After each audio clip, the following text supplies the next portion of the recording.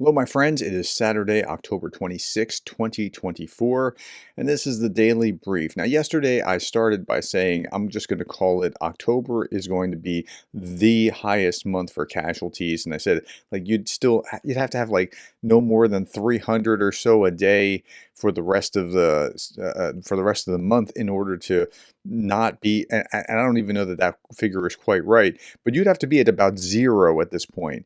1270 1271 is the average monthly high from September, and you're at 1690. You have about 5 days to go. I can't see that it's not going to be anything but the highest number of casualties since the war began. 12 tanks, 45 armored fighting vehicles, 29 artillery systems, 95 vehicles and fuel tanks off the battlefield day over day. It's quite hot. Here are Andrew Perpetua's losses, and they were about 1 to 1. But look at the volume of the losses; like the sheer number is really telling. Okay, last night you had 91 Shahed drones fired on Ukraine. 88 were knocked down, 44 shot down, 44 through electronic warfare. But look at the ballistic missiles and cruise missiles. They all got through, right? And so bad things happen. I'm going to show you the bad things in just a moment. But before I do, let's talk about this. The number of Shahed type strike drones launched by Russia against Ukraine during the last 30 days, that's the red line here, has reached 1,780.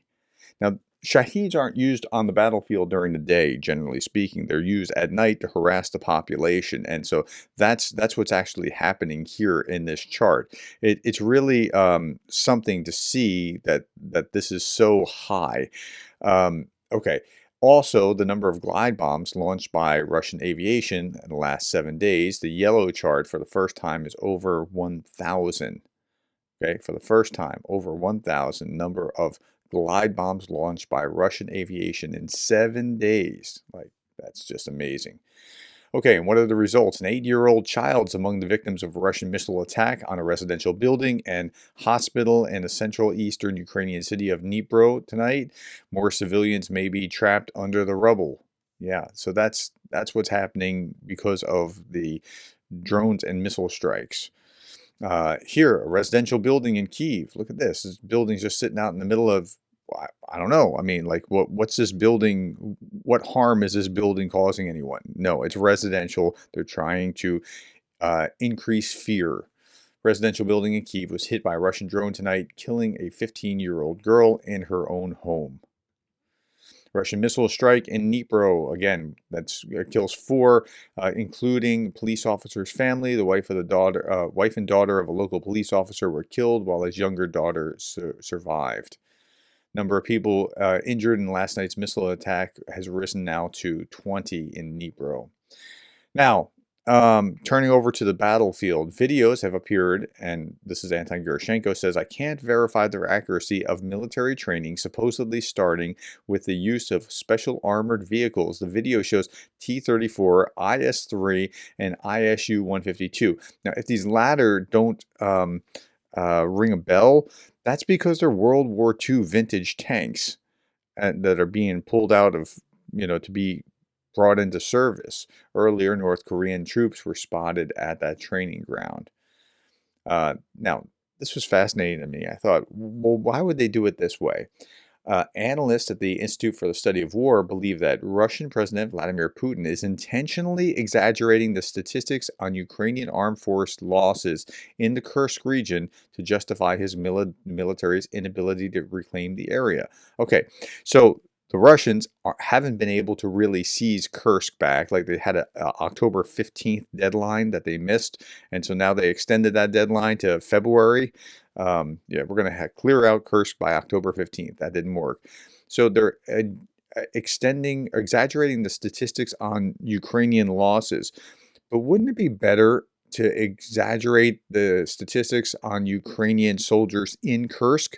Like, because losses would be easier to tabulate later on, and you could just, anyway, I just a thought. I still am trying to wrestle with the logic of why and when and how they lie, and it's bizarre to my mind. Okay, critical situation west of Vuhledar.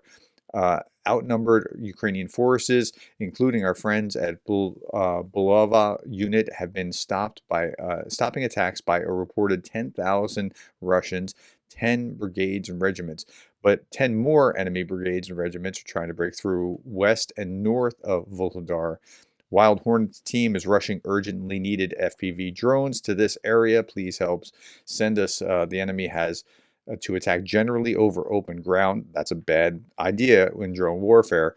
Their losses are catastrophic thanks in large part to FPV drones. Now, but I'm showing you this because this is really a fundraising kind of thing. You can donate here, and it took me just 45 seconds to donate funds, and right, and it's showing where it is on the map and a full list of donations and things along those lines.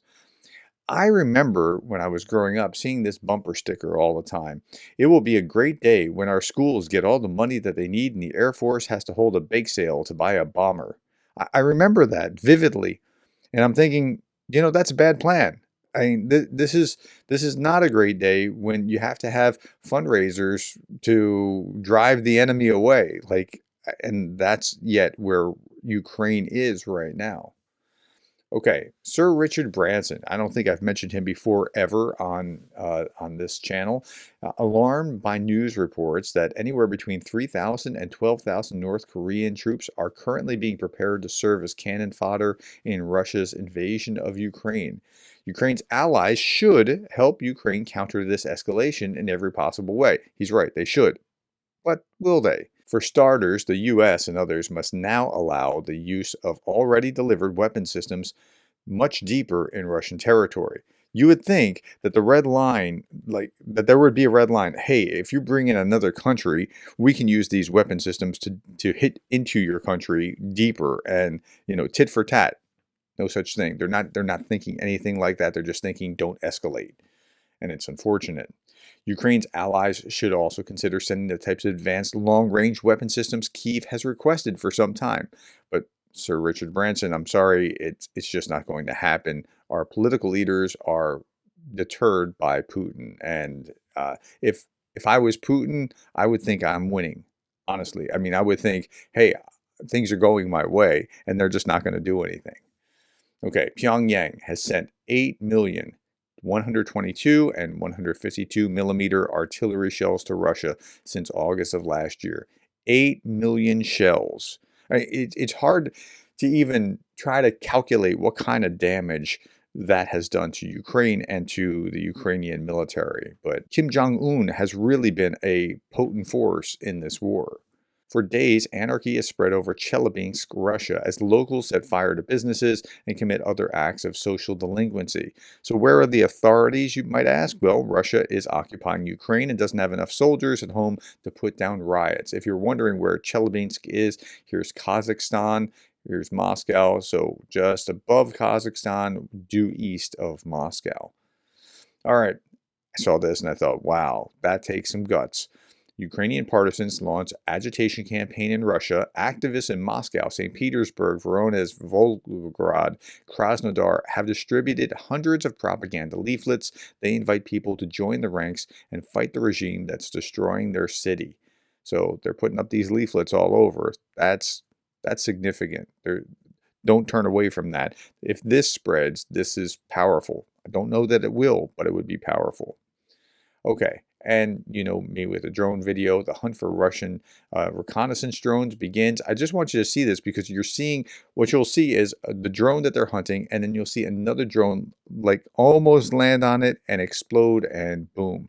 So it's pretty interesting. There's the drone that they're hunting. Here's the drone coming after it, coming right on top of it, and bow. Wow, look at that. That is something. Okay, last thing, Darth Putin, the parody channel. As defenders of family values, last night we killed a 13-year-old Ukrainian girl. Yeah, this is what they're doing to Ukraine every day. All right, my friends, that's all that I have. Thank you for the time. Thank you for the likes, the shares, the subscribes, and thank you for being the kind of person that cares about Ukraine.